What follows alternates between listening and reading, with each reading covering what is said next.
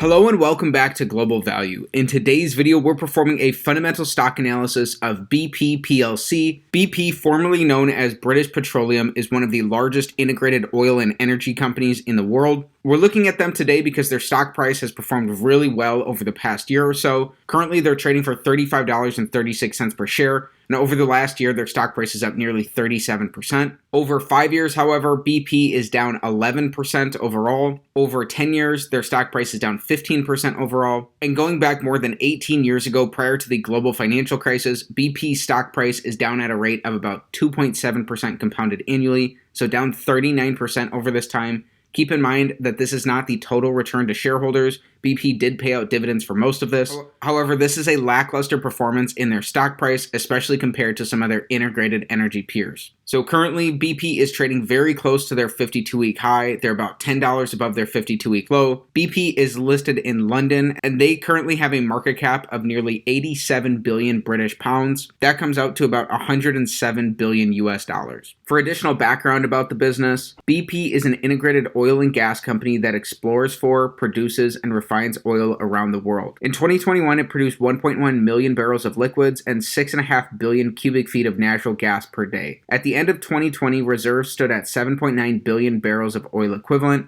53% of which was liquids. The company operates refineries with a capacity of 1.9 million barrels of oil per day, and BP also holds a 20% ownership interest in Rosneft, which it plans to exit. BP was founded in 1908 and is headquartered in London, the United Kingdom. So for our fundamental analysis today, we are performing the Select 6 analysis, taking a checklist-style approach of 6 standard financial metrics to come to a holistic and beginning understanding of BP based off of their business fundamentals. So this analysis is an evolving process. It will continue to improve and get better over time. It's also an opportunity to learn in public. Let's get right into today's analysis. So starting with some of the key points around a potential long thesis for the business. So number 1, Russian risk and uncertainty about the ultimate value BP will receive for its stake in Rosneft is overly discounted in their share price, meaning any resolution potentially offers upside. Number 2, BP has made great strides in high grading its portfolio and reducing costs so that its break-even cost has fallen to about $50 per barrel of oil. New investments break even at about $40 per barrel of oil on average. And finally, BP is moving early to adapt to the coming energy transition. Its aggressive move away from oil investments will leave it in a better position than peers over the next decade. So that's some of the potential long thesis. Now moving into some of the key points around a potential short thesis. Number 1, BP plans to exit its Rosneft holding, but it's unclear when or what value it will receive for it, which could weigh on shares in the meantime. Number 2, BP's targets for rapid renewable power generation growth will result in overpaying for assets and potentially destroying value. And number 3, BP's quick move away from oil investments is premature as oil demand will continue to grow for another decade, while current industry underinvestment will result in higher than expected prices. So hopefully that offers a potentially balanced perspective of some of the long and short key aspects of the qualitative nature of the business. Now let's get into their financials. So for our first metric today, starting things off with metric number 1, we want their average return on capital over the last 5 years to be above 14%. And there are 2 key reasons for this. The first is that over the long run, over the course of decades, a stock is likely to return approximately what its underlying business returns, and these business returns are going to be captured here by return on capital.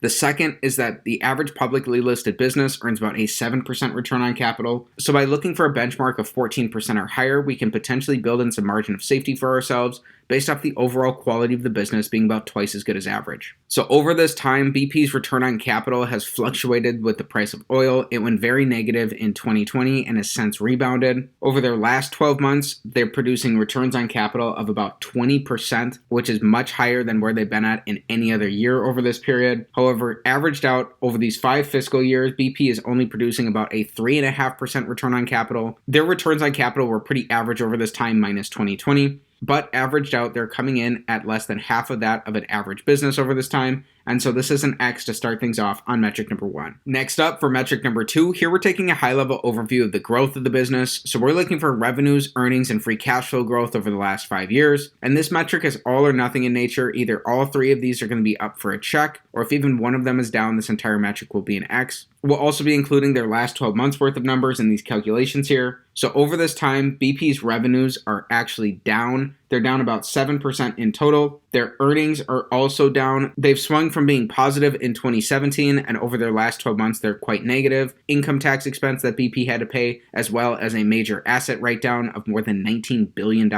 So that's something that you would want to dig into and learn more about. Most reassuringly, though, is that BP's free cash flow over this time is up. They've increased their free cash flows more than 9 times. This came on the back of higher natural gas and oil prices. So it is nice to see that their free cash flows are up, because free cash flow is really the lifeblood of any business, and a business's abilities to produce free cash flows now and until Judgment Day, discounted back by some reasonable interest rate, is ultimately what that business is going to be worth.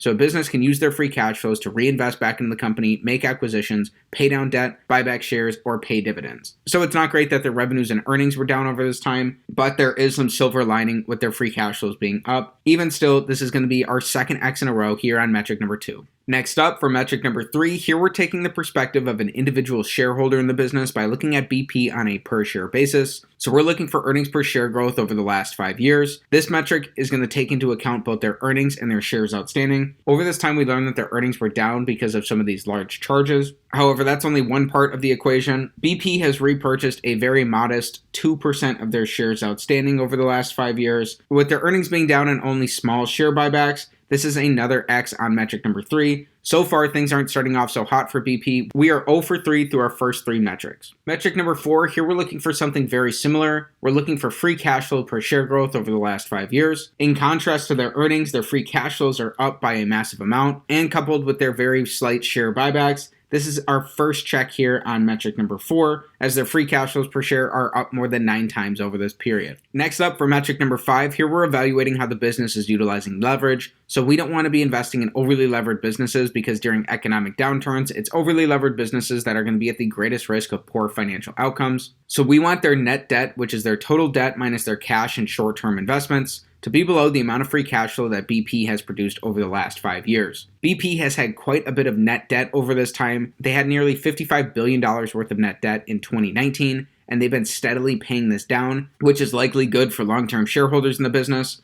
They ended 2021 with $39 billion worth of net debt, and currently they have about $25 billion worth of net debt. They've significantly allocated their cash flows into paying down this debt and reducing their leverage position. And over this time, BP has produced more than $31.5 billion worth of free cash flow. So it looks like relative to their abilities to produce free cash flows, BP is using a reasonable amount of leverage in their business, and they've been prioritizing aggressively paying this down. So this is our second check in a row here on metric number 5. Also worth noting is that over their last 12 months, BP has produced $22.5 billion worth of free cash flow. They'd be able to pay off all of their net debt with just a year and a couple of months worth of their current free cash flows. So BP has delevered itself quite a bit in recent years, and they seem to be on a much more solid financial footing than they were just several years ago. Then finally, the big metric of them all, metric number 6, we want their average free cash flow to their total enterprise value to give us a yield that's above 5%. If this is the case, this will potentially offer us a slight risk premium to the rate of the 10-year Treasury yield,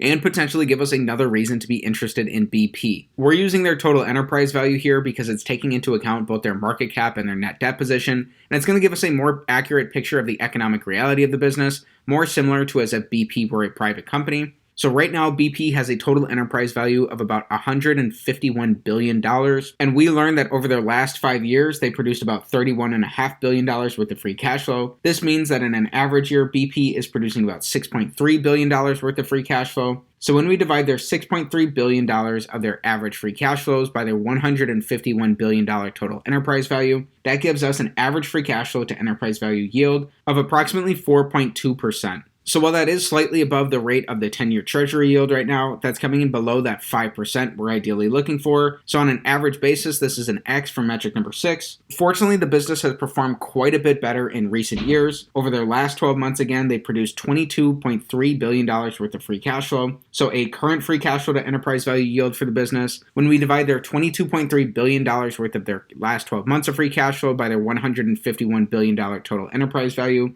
that gives us about a 15% current free cash flow to enterprise value yield for BP. That would be significantly above the 5% benchmark we were looking for, and this means that on a current basis, BP could be potentially offering us a risk premium. Because BP is split here on their average free cash flows to their current free cash flows, the economic reality for the business is likely somewhere between the two, but this does make BP a potentially interesting candidate to follow up on and do more research about. So this type of analysis is not financial advice. Instead, this analysis serves as a beginning and holistic understanding of BP to help you determine whether it's worth your time and energy to dig in and learn more about the business. So keep that in mind, but we're not done yet. Then as a bonus, here we're looking at BP's dividend profile. BP is currently paying out an annual dividend yield of about 4.5%. Their last 2 cash dividends have been about 36 cents per share. Typically, they make one annual dividend raise in the third quarter and then maintain that dividend going forward over the next year. Even though they have a high dividend yield that's about 3 times better from the yield of that of an S&P 500 ETF, people make mistakes all the time by blindly chasing dividends, so it's important to stop and look at the fundamentals of a business and to determine whether that dividend is well supported by the business's abilities to produce free cash flows. BP struggled to fund their dividend with their free cash flows in 4 out of these last 5 years. Things were much better for the business in 2021, and their dividend payouts look pretty healthy as well over their last 12 months. So while their dividend profile might not be as healthy as some other businesses, it does look like BP is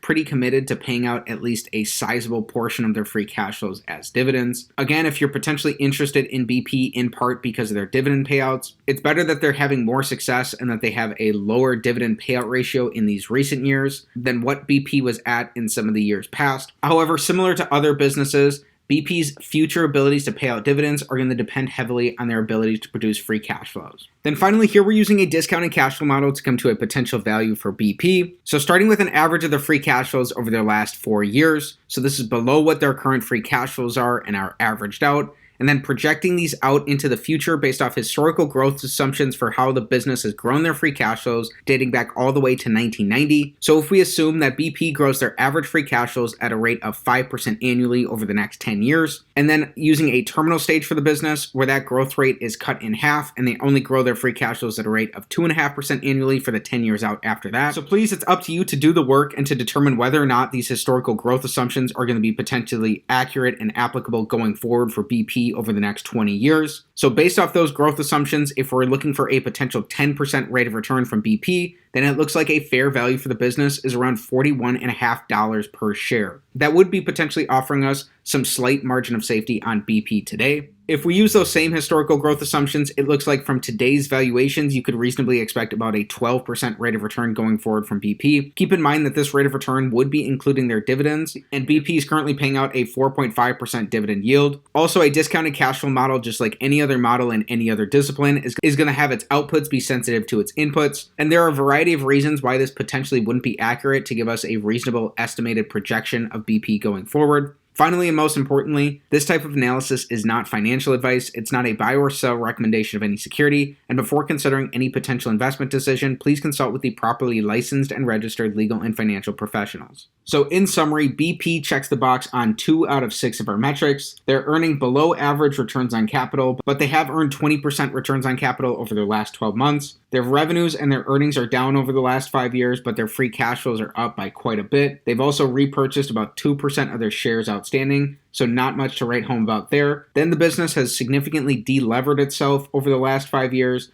They've cut their net debt by more than half, and it looks like both on a current and historical basis, they're able to reasonably support their current debt loads. Then on an average basis of their free cash flows to their enterprise value, it looks like their yield is just above that of the yield of the 10-year treasury rate, but not offering us that potential risk premium we'd be looking for. However, on a current basis, it does look like BP is pretty interesting and that they would be potentially offering us a risk premium here. So BP is likely a strong candidate to do some more research on. Similar to other integrated and oil and natural gas companies, many value investors have been looking at these businesses recently, and nearly 8% of Berkshire Hathaway's publicly listed U.S. stock portfolio is currently invested in Chevron, which is another one of these integrated oil and natural gas businesses. Then looking at their dividend profile, BP was not able to support their dividends in 4 out of their last 5 fiscal years. However, over 2021 and over their last 12 months, they have supported their dividend pretty comfortably with their free cash flows. So if these higher levels of current free cash flows keep up over the future, it does look like they'd be able to support their dividend yield, which is again at 4.5%. So much higher than that of the yield of an S&P 500 ETF. Then finally, performing a discounted cash flow analysis of BP based off an average of their current free cash flows and then using historical growth assumptions for the business. If you've done the work and you believe that those assumptions are accurate and applicable for BP going forward, then it looks like you could reasonably expect about a 12% rate of return going forward from the business today. So keep in mind that there are a number of reasons why that potentially wouldn't be the case. There are assumptions built into that model, and this would far outpace how BP has performed as a business over their last 20 years or so. Again, as an integrated oil and gas company, BP is a commodity business. Most commodity businesses are cyclical in nature and they're subject to booms and busts. BP would be no different here. So that's another consideration you would want to make. And then finally, it's worth reiterating that this type of analysis is not financial advice. It's not a buy or sell recommendation of any security. And before considering any potential investment decision, please consult with your financial advisor. One resource that will definitely help you stay up to speed with what's going on in the market and help you learn more about the business is Seeking Alpha. Checking out Seeking Alpha directly supports the channel as I'm part of their affiliate program. So most of you probably know Seeking Alpha as a source of community-written articles on different stocks. But over the past little while, they've actually become a lot more than that with their new offering, which is Seeking Alpha Premium. Premium has a number of different features where you can track buy, hold, and sell ratings on your favorite stocks. These ratings are from the Seeking Alpha community, Wall Street analysts, and Seeking Alpha's algorithm. You can see earnings call transcripts, investor presentations, SEC filings, and press releases all in one place. You can add your own margin of safety targets and get alerts for when your favorite stocks hit that level. You can get unlimited access to Seeking Alpha articles, and you can tailor your reading experience based on the type of investor you are. You can get 10 years of financial data on any stock to help you with your analysis. You can also import your portfolio into your Seeking Alpha dashboard to make researching easier. And if that didn't convince you, the best thing is that an annual plan is only $99. That's only 27 cents per day through my referral link down in the description below. Normally, premium is $239, but they are currently running a general offer for $119. But if you use my link, it's only $99. So check it out if you're interested. So as a value investor, you're ultimately trying to conduct this research as if you're going to own 100% of a business, and you can truly understand the essence of that business and understand what's important and what's not important for that company going forward. So through this deeper research, you'll learn more about the qualitative and the quantitative aspects of BP, and you'll likely be able to determine for yourself what a reasonable intrinsic value for the company will be. So with that said, that's it for today's fundamental stock analysis of BP p.l.c, ticker symbol BP. Again, BP is formerly known as British Petroleum. So if you enjoyed today's video, please be sure to like the video, subscribe to the channel for more stock analysis videos, and comment down below what business you want me to take a look at next time. Thanks for learning about BP with me today, and have a great day.